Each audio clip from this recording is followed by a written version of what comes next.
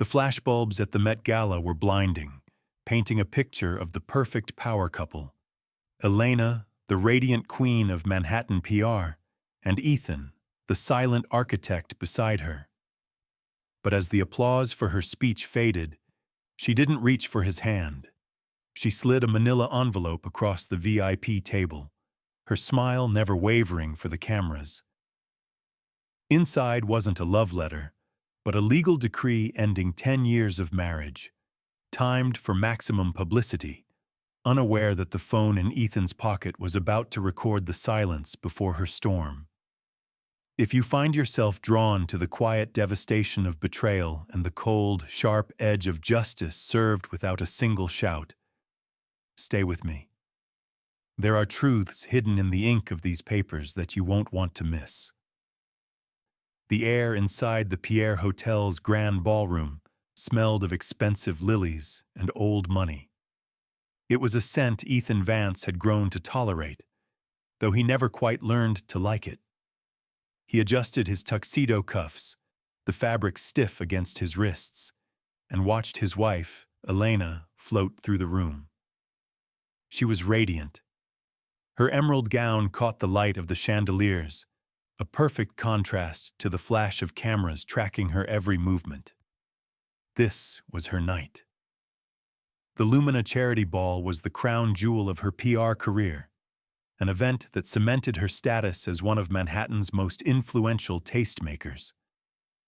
Ethan took a sip of lukewarm, sparkling water. He was the architect, the husband, the silent partner, the "and" to her name on the invitation. "Stop fidgeting," Elena whispered as she slid into the seat beside him. She didn't look at him. Her eyes were scanning the room, locking onto donors and editors. Her smile was fixed, a porcelain mask of practiced joy. "The reporters from Vanity Fair are at table 4. Sit up straight." "I'm fine, Elena," Ethan said, his voice low. "I'm just ready for the speeches to be over." "Of course you are," she murmured, finally turning her gaze to him. Her eyes were cold, devoid of the warmth that had been there 10 years ago when they were just two broke students in a Queen's studio. "You never could handle the spotlight, Ethan. You suffocate in it." "I build the stages, Elena. I don't need to dance on them." Elena let out a short, sharp breath, almost a laugh. She reached for her clutch, a silver, hard-shelled thing that looked more like a weapon than a bag. "Well, that's exactly it, isn't it? You're part of the scenery, and I need a lead actor." Ethan frowned, the glass halting halfway to his lips. "What are you talking about?" Under the cover of the heavy linen tablecloth, Elena slid a thick manila envelope onto his lap. It was warm from being pressed against her side. "Open it later," she said, her voice dropping to a terrifyingly casual pitch. "Or open it now. It doesn't matter. My lawyer said serving you here constitutes personal delivery in the presence of witnesses." Ethan looked down. He didn't need to open it. The weight of the paper told him everything. "Divorce papers?" "Irreconcilable differences," Elena said, picking up her champagne flute. She took a delicate sip. "I've met someone, Ethan. Someone who matches my trajectory. Someone who understands that ambition isn't a dirty word." The room seemed to tilt. The clinking of silverware, the murmur of 100 conversations, the jazz quartet playing softly in the corner. It all blurred into a dull roar. Ethan looked at her, really looked at her. He saw the calculation in her jawline, the way she checked her reflection in the knife blade. "Here?" Ethan asked, his voice barely a whisper. "You're doing this here? At your event?" "It's the only time I knew I'd have your full attention," she replied, checking her watch. "Besides, Julian is watching. I wanted him to see I was serious." "Julian?" Ethan repeated. Julian Thorne? Don't make a scene, Ethan. It's gauche. She patted his hand, a gesture so condescending it felt like a slap. You keep the apartment in Brooklyn. I keep the brand and the Manhattan penthouse. It's all in there. Just sign it and go. You don't fit in this world anymore anyway. Ethan stared at the envelope on his knees. His heart hammered against his ribs, a frantic bird trapped in a cage, but his face remained impassive. He was an architect. He knew how to spot structural failure long before the building collapsed. He just hadn't realized the foundation had been rotting for this long. He didn't scream. He didn't throw his drink. He simply picked up the envelope, stood up, and buttoned his jacket. "Where are you going?" Elena asked, a flicker of annoyance crossing her face. "The main course hasn't been served." "You wanted me gone," Ethan said, his voice steady, cutting through the noise like a diamond cutter on glass. "I'm granting your wish." He turned and walked away, weaving through the tables of billionaires and socialites, clutching the envelope that ended his life as he knew it. Behind him, he heard Elena laugh, a bright, brittle sound meant to charm the investor at the next table. She had no idea that the man she just discarded was the only thing holding her sky-high castle together. Ethan pushed through the heavy double doors and stepped out into the cool New York night. He pulled out his phone and silenced it. The screen went black. The heavy brass doors of the Pierre swung shut behind him, severing the connection between the golden warmth of the ballroom and the damp chill of Fifth Avenue. The silence was immediate, not because the city was quiet, New York never was, but because the artificial hum of polite society had been replaced by the raw, indifferent roar of traffic. A valet in a burgundy coat stepped forward, his eyes scanning Ethan's tuxedo for a claim ticket. "Car for you, sir?" "No," Ethan said, his voice sounding foreign to his own ears. "I'm walking." The valet blinked, surprised. It was raining lightly, a fine mist that turned the asphalt into a mirror reflecting the brake lights of passing taxis. Men in tuxedos didn't walk in the rain in this neighborhood, not unless something had gone wrong. Ethan didn't care. He stepped onto the sidewalk, the manila envelope gripped so tightly in his right hand that the edges were already beginning to curl. He walked south. The cold air bit through his wool jacket, but it felt grounding, a necessary shock to a system that had gone numb. Every step took him further away from Elena and the Lumina branding that was plastered on banners hanging from the lampposts.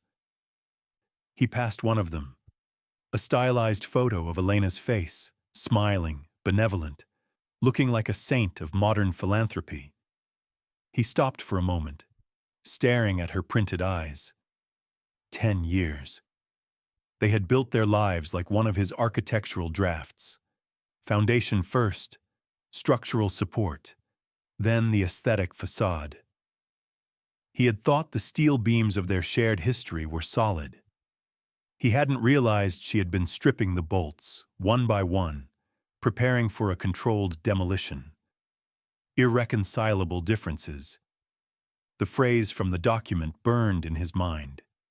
It was legal shorthand for, "You are no longer useful to me." He crossed the street against the light, a cab honking aggressively as it swerved around him. Ethan didn't flinch. He felt strangely untethered, like a ghost haunting his own life. He thought about the apartment in Brooklyn, the one she told him to keep. It was where they had started, a converted loft in Dumbo with drafty windows and a view of the bridge. Elena hadn't stepped foot in it for 3 years, calling it quaint and dusty. Now it was his exile. His phone vibrated in his pocket. A single short buzz. He ignored it. Another vibration, then another. He knew what was happening. Inside the ballroom, the ripples of his departure were hitting the shore. Perhaps someone had noticed the empty chair. Perhaps Julian Thorne had made a comment. Or maybe Elena was just checking to make sure he had disappeared conveniently, without causing a scene that would distract from her keynote speech. He pulled the phone out. The screen lit up with a notification. Missed call. Elena. He stared at the name. For a decade, that name popping up on his screen had meant home. It had meant partnership. Now it was just a notification from a stranger who knew his social security number. Ethan stopped by a trash can on the corner of 61st Street. For a second, he considered throwing the envelope away. He could just keep walking, leave the city, disappear into the anonymity of the Midwest. But that was a fantasy. He was an architect. He dealt in realities, in load-bearing walls and gravity. He slid the phone back into his pocket without unlocking it. He didn't turn it off, but he didn't answer. He wanted her to wonder. For the first time in their marriage, he held the power of silence, and he intended to use it. The mist turned into a steady drizzle. Water droplets clung to his eyelashes. He hailed a yellow cab. The romantic notion of walking all the way to Brooklyn fading as the adrenaline crashed. "Where to?" the driver asked, eyeing Ethan's soaked tuxedo in the rearview mirror. "Brooklyn," Ethan said, leaning his head against the cold glass. "And take the bridge. I want to see the skyline." As the car pulled away, merging into the river of red taillights, Ethan looked back one last time toward the park. The gala was still going strong, a beacon of wealth and pretense. Elena was likely on stage now, accepting her applause. He closed his eyes, the envelope resting on his lap like a lead weight. The performance was over. Now the autopsy of their marriage would begin. Back inside the ballroom, the applause was deafening. Elena stood at the podium, basking in the wash of the spotlight, her diamond earrings catching the glare like fractals of ice. She had just delivered the closing remarks for the auction, her voice steady, her charm impeccable. To the 300 guests in the room, she was the epitome of modern success, beautiful, powerful, and unshakable. She walked back to the VIP table, her heels clicking a rhythm of triumph on the parquet floor. She felt lighter, physically unburdened. The dead weight of Ethan's silence, his judgment, his suffocating normalcy, it was all gone. She had cut the anchor. Now she could finally sail. As she approached table 1, she fixed her eyes on Julian Thorne. He was seated at the head, nursing a scotch, looking every bit the tech mogul titan she aspired to partner with. This was the man who understood the language of ambition. He wouldn't care about a sad divorce. He would respect the efficiency of a merger dissolution. "Brava," Julian said as she sat down, though he didn't stand up. "That was quite a performance, Elena." "It's about vision, Julian," Elena said, smoothing her napkin over her lap. She glanced at the empty seat next to her, Ethan's seat. The napkin was still folded into a swan. The water glass was untouched. It looked like a gap in a perfect smile. Sometimes you have to clear the debris to build something new. She waited for his knowing smirk, for the subtle touch of his hand on her arm, the signal that their real partnership could now begin in the open. Instead, Julian leaned back, his eyes drifting from her face to the empty chair. He frowned, a slight furrowing of his brow that sent a prickle of unease down Elena's spine. "Where is Vance?" Julian asked. It wasn't a casual inquiry. It was sharp, businesslike. Elena waved a hand dismissively, picking up her fork. "Oh, he wasn't feeling well. The crowd. You know how he gets. He's not like us, Julian. He prefers the shadows. Julian didn't pick up his fork. He turned his body fully toward her, ignoring the waiter who was attempting to pour a vintage Cabernet. He left? Before the main course? Does it matter? Elena let a little laugh bubble up, though it sounded tinny to her own ears. I handled it. We're free to discuss the Midtown project without any domestic distractions. I actually gave him the papers tonight. It's done. She dropped the bomb casually, expecting admiration for her ruthlessness. The reaction was immediate, but it wasn't what she expected. The conversation at the other end of the table stopped. A marketing VP from Julian's firm exchanged a look with his wife. Julian's face didn't light up with desire. It hardened into something opaque and unreadable. You served him divorce papers, Julian repeated slowly. Here? Tonight? I thought it was poetic, Elena said, her confidence faltering just a fraction. New beginnings. Julian looked at the empty chair again, then back at Elena. The warmth was gone from his eyes, replaced by the cold calculation of a man checking a ledger. Elena, the architectural renderings for the Midtown complex, they were Ethan's IP, were they not? His firm is the lead on the zoning application. Well, yes, Elena said, her fork hovering over her plate. But that's business. This is personal. We can separate the two. Can we? Julian took a sip of his scotch, his gaze drifting over her shoulder, scanning the room as if looking for an exit. New York doesn't separate business and personal, Elena. And Ethan Vance isn't just a husband. He's the only reason the zoning board approved my permits last week. They trust him. A cold knot formed in Elena's stomach. The filet mignon suddenly looked unappetizing, like raw meat on a slab.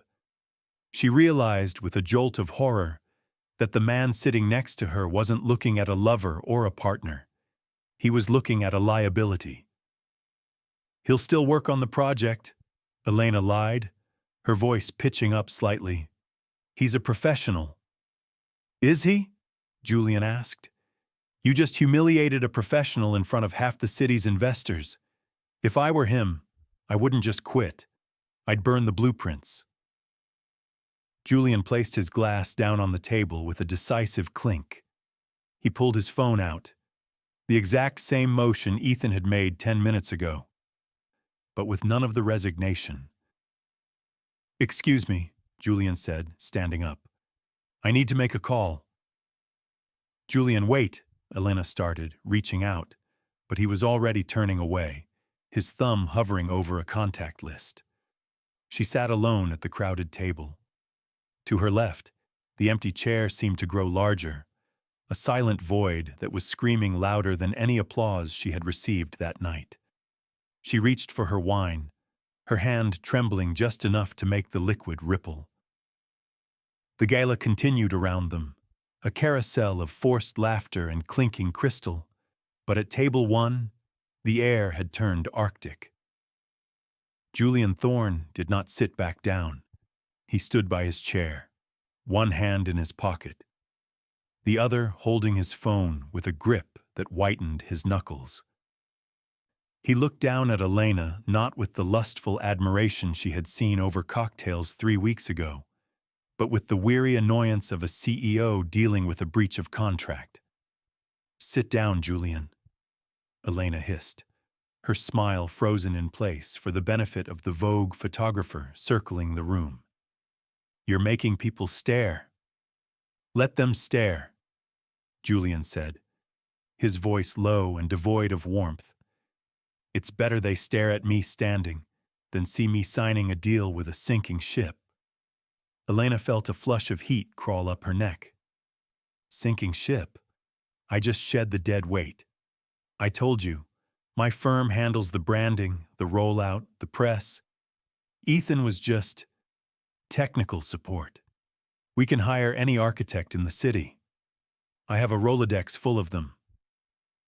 Julian let out a dry, humorless sound. He finally leaned in, bringing his face close to hers. To an observer, it might have looked intimate. To Elena, it felt like an interrogation. You really don't get it, do you? Julian whispered. Do you think I committed $200 million to the Midtown West project because of your branding? Do you think the city council approved the variances because of your party planning? Elena blinked, her mouth slightly open. I am the face of the project. You are the glossy brochure, Elena, Julian said, his words landing like stones. Ethan is the foundation. The zoning board approved the height restriction waiver specifically because Ethan Vance was the lead architect. His reputation for sustainable urban integration is the only reason the mayor didn't veto us. He straightened up, checking a message on his phone. I just texted my legal counsel, Julian continued, his tone purely transactional. Clause 14B of our preliminary agreement. The partnership is contingent on key personnel remaining attached to the project. You just served divorce papers to the only key personnel that matters to the investors. I can fix this, Elena stammered, the confidence draining out of her like water from a cracked vase. She reached for his sleeve, her fingers brushing the expensive fabric of his suit. I can talk to him. He'll listen to me. He always does what I say. Julian pulled his arm away. The gesture was small, but it was a rejection so absolute it felt physical. He did what you said, Julian corrected. Because he was your husband. You just fired him from that job. Why would he help you make me rich now? He looked at her with a sudden, chilling clarity. It was the look of a man who had realized he had bought a counterfeit watch. The shine was there, but the mechanism inside was missing. I'm going to the bar, Julian said. Don't follow me. I need to spin this before the news of your little power move reaches the shareholders. If the stock dips tomorrow morning, Elena, you won't be worrying about a divorce settlement. You'll be worrying about a lawsuit. He turned and walked away, disappearing into the crowd of tuxedos and gowns. Elena sat frozen. The centerpiece of white orchids in front of her suddenly looked like a funeral arrangement. The noise of the party seemed to warp, the laughter sounding shrill and mocking. She looked around the table. The marketing VP who had been fawning over her earlier was now studiously examining the menu. The investor to her right had turned his back to talk to someone else.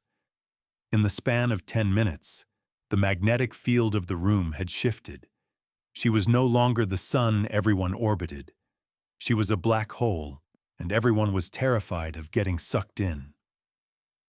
Her hand shook as she reached for her clutch. She needed to see the contract. She needed to see the numbers. But deep down, beneath the layers of denial and arrogance, a terrified voice whispered the truth she had ignored for years.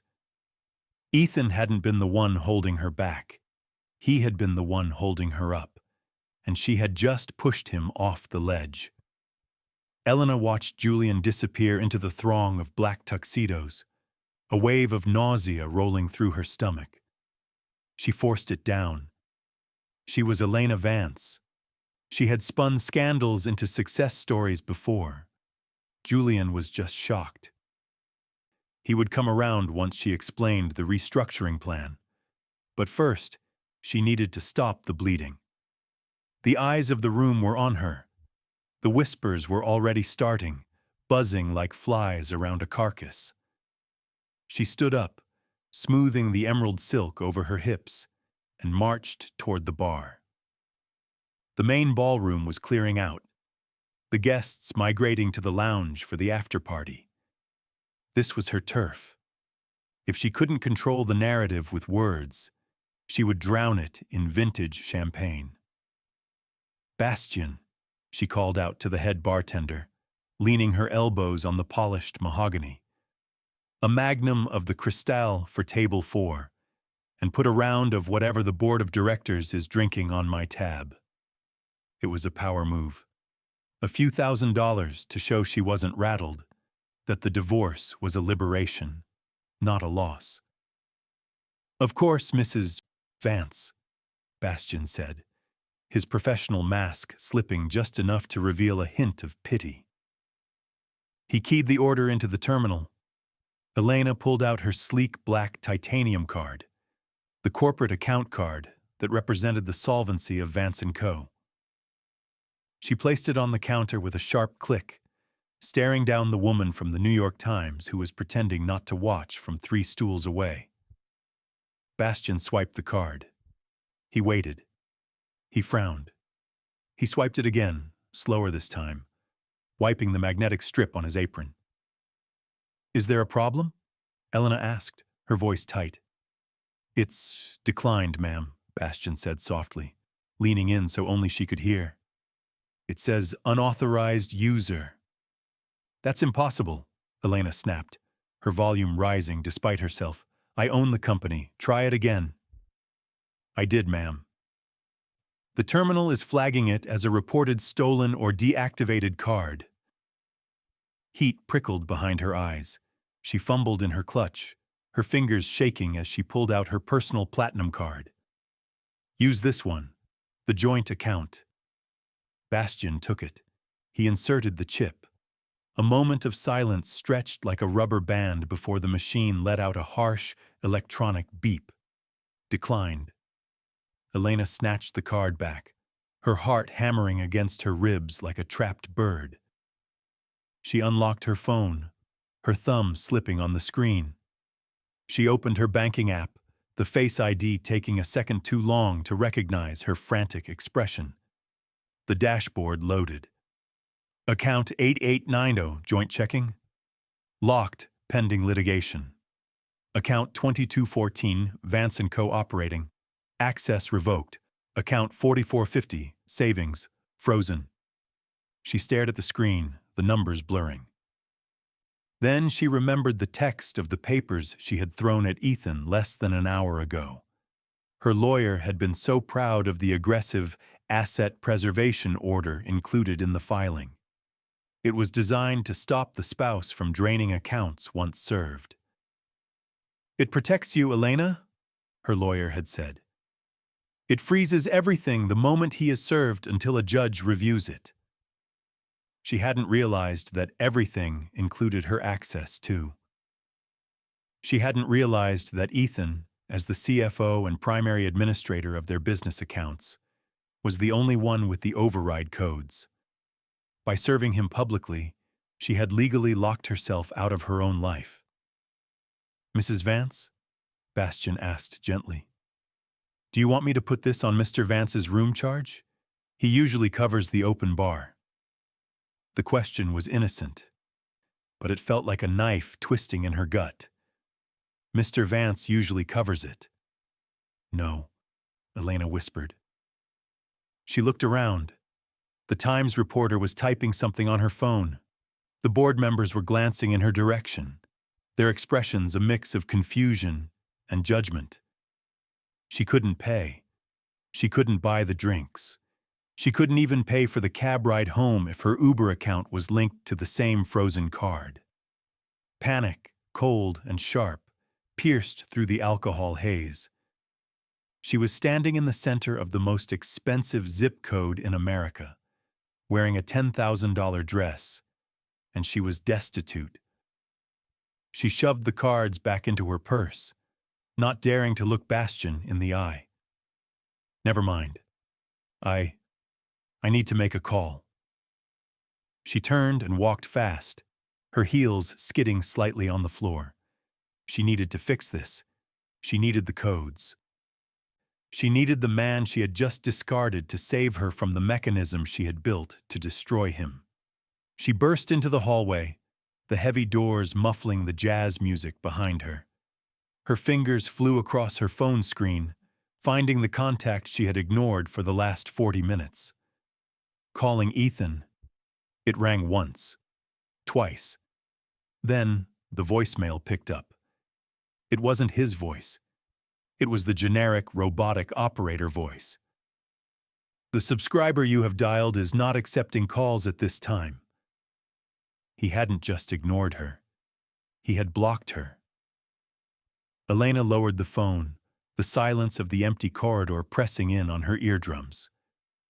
For the first time that night, the fear wasn't about her reputation. It was about survival. The hallway outside the grand ballroom was lined with silk wallpaper and sconces that cast a golden, flattering light. But Elena looked pale, almost ghostly.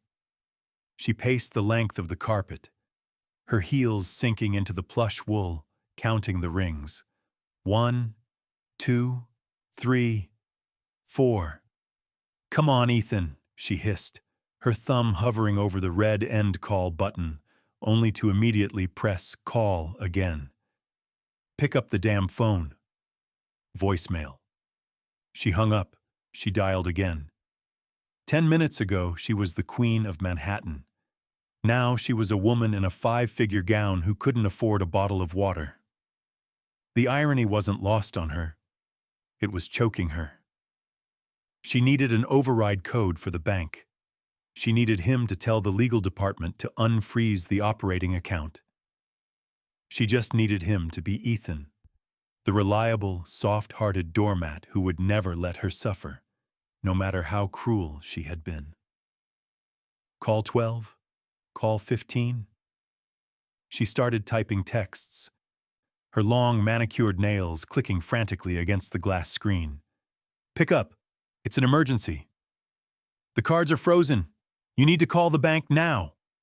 Ethan, stop playing games. People are watching." Across the East River, in the cavernous, shadow-filled loft in Dumbo, the scene was different. The rain was drumming against the large industrial windows, blurring the lights of the Manhattan skyline into smears of neon and white. Ethan sat on the worn leather sofa, a glass of amber whiskey resting on the coaster. He hadn't taken a sip. On the coffee table in front of him, his phone buzzed. It danced across the wood surface with a violent, persistent rhythm, lighting up the dark room every few seconds. Elena calling. He watched the screen. He didn't feel the surge of dopamine he used to feel when she called. For years, her name on his phone meant she needed something. A reservation changed, a flight booked, a dress picked up, a crisis averted. He had been her fixer, her safety net. Call 34. The buzzing stopped for a moment, then started again. A voicemail notification popped up, then another. Ethan reached out, not to answer, but to turn the volume up slightly. He wanted to hear the desperation. It wasn't cruelty. It was a scientific curiosity. He wanted to know what it sounded like when a star collapsed. He tapped the speakerphone for the latest voicemail. "Ethan!" Her voice was shrill, cracking at the edges. "This isn't funny. Julian is asking questions. The bartender is looking at me like I'm a criminal. You can't just lock me out. That's my money. Call me back right now, or I swear to God." The message cut off. Ethan took a sip of his whiskey. The burn was grounding. "Our money," he corrected softly to the empty room. "And you signed the paper that said status quo ante, freezing the assets preserves the estate. You did this." Call 50. Back at the Pierre, Elena was hyperventilating. She had retreated into a service alcove to hide from the departing guests. She could hear them laughing, discussing the auction, speculating about why the hostess had vanished. She dialed again. Her fingers were slippery with sweat. "Please," she whispered into the receiver, her voice trembling. The anger was gone, replaced by a terrifying, hollow vulnerability. "Ethan, please, I'm stuck. I can't get home. I'm sorry. Just pick up." Call 67. In Brooklyn, Ethan watched the number tick up. 67 times she had reached out in the span of 40 minutes. More effort than she had put into their marriage in the last 5 years combined. He looked at the battery icon, 12%. He looked at the photo that appeared when she called, a picture from their honeymoon in Italy, her smiling over a plate of pasta, looking at him with love. That woman didn't exist anymore. The woman calling him now was a stranger who had served him divorce papers as an appetizer. Ethan reached for the phone. He held it for a second, his thumb hovering over the green button. The old reflex to help her kicked in, a muscle memory of devotion. Then, he remembered the look on her face when she slid the envelope across the table. The coldness, the dismissal. He pressed the side button. Power off. The room went dark. The buzzing stopped. The silence rushed back in, heavy and final. The dawn broke over Brooklyn not with a burst of sunlight, but with a bruised, gray haze that hung low over the East River. The rain had finally stopped, leaving the cobblestone streets of Dumbo slick and treacherous. Elena stood in front of the heavy iron door of the converted warehouse building, shivering. The emerald gown that had looked majestic under the chandeliers of the Pierre now looked grotesque in the harsh morning light. The hem was stained with mud, the silk wrinkled and damp. Her feet, encased in 4-inch heels, were blistered and numb. She had managed to get a ride from a confused junior associate who happened to be leaving the after-party late. But the humiliation of explaining why she couldn't pay for an Uber still burned in her chest. She reached for the keypad mounted on the brick wall. Her fingers were stiff as she punched in the code. 10, 12, and 14, their wedding anniversary, beep, beep, beep. A red light flashed. Access denied. Elena frowned, wiping a smudge of mascara from under her eye. She tried again, slower. 10, 12, 14. Access denied. No, she whispered, her voice raspy from a sleepless night. No, no, no. She frantically typed in the backup code. Then Ethan's birthday, then the alarm code. Every attempt was met with the same mechanical rejection. The building she had called home for 6 years, the asset she had sneered at for being too far from the action, was now a fortress, and she was on the wrong side of the moat. She pressed the intercom button for the front desk. "Henry, it's Mrs. Vance. The system is glitching. Let me in." There was a crackle of static, and then the doorman's voice came through. It wasn't Henry. It was the weekend relief guard, a man she had never bothered to learn the name of. "I'm sorry, ma'am. Mr. Vance updated the security protocols at 2 a.m. I have strict instructions not to admit anyone without his direct authorization." "I live here!" Elena screamed at the speaker, her composure finally snapping. "I am his wife! Open this door!" "The resident list has been updated, ma'am. Your fob has been deactivated." Elena kicked the door, a futile gesture that only sent a shock of pain up her leg. She slumped against the cold brick, sliding down until she was crouching on the sidewalk. She wrapped her bare arms around herself, rocking slightly. She was the woman who organized the Met Gala. She was the woman who made mayors and models wait in line. And now she was sitting on the pavement like a discarded wrapper. The sound of the heavy lock disengaging made her jump. She scrambled to her feet, expecting the guard to have relented. But the door didn't just buzz, it swung open. Ethan stood in the doorway. He looked infuriatingly composed. He was showered, shaved, and dressed in a crisp charcoal suit. He held a travel mug of coffee in one hand and his leather portfolio in the other. He looked like a man ready to conquer the day, while she looked like the wreckage of the night before. "Ethan!" she breathed out, stepping forward, ready to push past him into the warmth of the lobby. "Thank God. This idiot guard. Ethan didn't move. He occupied the center of the frame, blocking her path with a solidity she hadn't expected. He didn't look angry. He didn't look sad.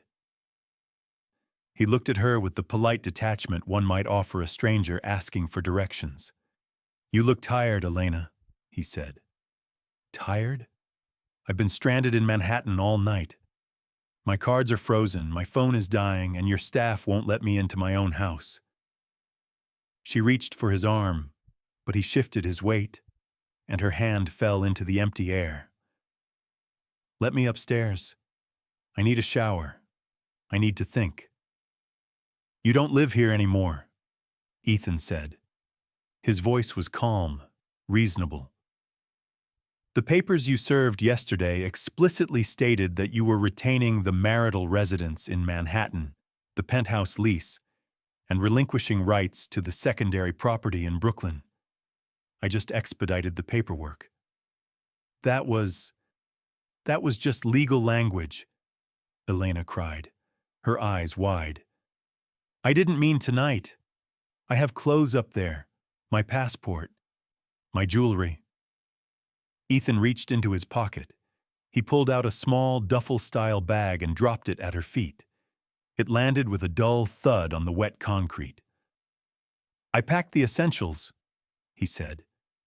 "Everything else will be boxed and sent to your office on Monday by the movers." Elena stared at the bag. Then she looked up at him, her eyes filling with tears that were finally real. "Ethan, please, stop this. I made a mistake. I was stressed. The event... Julian, it was all just noise.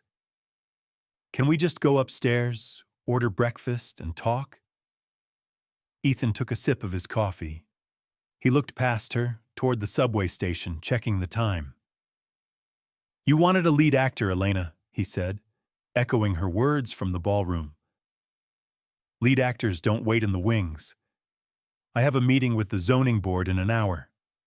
Julian's project is on the line. Isn't it?" He stepped out onto the sidewalk, forcing her to step back. The door clicked shut and locked behind him. "Goodbye, Elena." He turned and walked toward the corner, his stride long and purposeful, leaving her standing alone in the gray morning mist, with nothing but a gym bag and a dress she could never wear again. The conference room on the 42nd floor of the law firm offered a panoramic view of the city, but the gray clouds from the weekend had not yet lifted. The room was cold, smelling of lemon polish and expensive leather. It was a sterile vacuum designed to suck the emotion out of tragedies. Ethan sat at one end of the long mahogany table.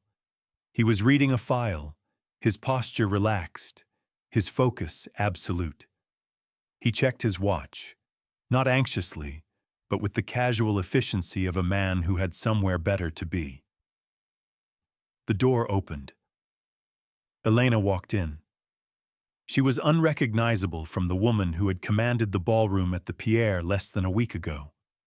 She wore a simple beige trench coat and no jewelry. Her hair, usually a helmet of perfect waves, was pulled back into a severe, hurried bun. She looked smaller, as if the last few days had physically eroded her. Her lawyer, a sharp-faced man named Mr. Sterling, pulled out her chair. She sat down, her eyes immediately finding Ethan's. She was searching for something: anger, regret, a spark of the old adoration. She found only a mirror reflecting her own defeat. "Mr. Vance?" Sterling cleared his throat, opening a binder. "We have reviewed the expedited settlement. Given the prenuptial agreement referenced in the initial filing, we are prepared to sign." Ethan didn't look at the lawyer. He looked at Elena. "Are you?" Elena's lips trembled. She placed her hands on the table to steady them. "Ethan," Julian dropped the contract. "I know," Ethan said softly. "His legal team contacted my firm yesterday. They want to retain me directly as the lead consultant. They felt the previous management was too volatile." I lost the agency, Ethan, she whispered, ignoring her lawyer's warning hand on her arm. The board voted me out this morning. They said the scandal, the way I handled the gala, it was off-brand. I have nothing. You have what you wanted, Ethan replied. He slid the black pen across the polished wood. It spun slowly, coming to a stop directly in front of her. You wanted independence. You wanted to shed the dead weight. You wanted a divorce. I wanted a future, she snapped. A flash of the old fire returning, though it was weak and smoky. I made a mistake. Are you really going to let 10 years burn because of one bad night? Ethan leaned forward, interlacing his fingers. The movement was slow, deliberate. It wasn't one night, Elena. It was 1,000 nights of you looking through me to see who was standing behind me. It was 10 years of you treating my loyalty as a lack of ambition. He paused, his voice dropping to a register that was almost gentle. I didn't burn anything. You lit the match. I just stopped trying to blow it out. The silence in the room was absolute. The hum of the air conditioning sounded like a roar. Elena looked at the pen. Then she looked at the document. Decree of dissolution. She realized then that there was no negotiation. There was no scene to be made, no audience to charm. The man across from her wasn't her husband anymore. He was a stranger she had created. She picked up the pen. Her signature was shaky, lacking the flamboyant loops she usually used for autographs. She signed 3 copies. Scratch, scratch, scratch. The sound was final. Ethan stood up immediately. He buttoned his jacket. He didn't check the papers. He trusted his lawyer to handle the details. Good luck, Elena, he said. He turned and walked toward the door. Ethan? She called out, her voice cracking. He stopped, his hand on the brass handle, but he didn't turn around. What do I do now? She asked. The question hung in the air, terrified and childlike. You start over, Ethan said, pushing the door open. Just like I did 3 days ago. He walked out into the hallway. He didn't look back. He took the elevator down to the lobby, stepping out into the bustling energy of Manhattan. The clouds were breaking, a sliver of pale sunlight cutting through the gloom. A black sedan was waiting at the curb. The driver opened the door.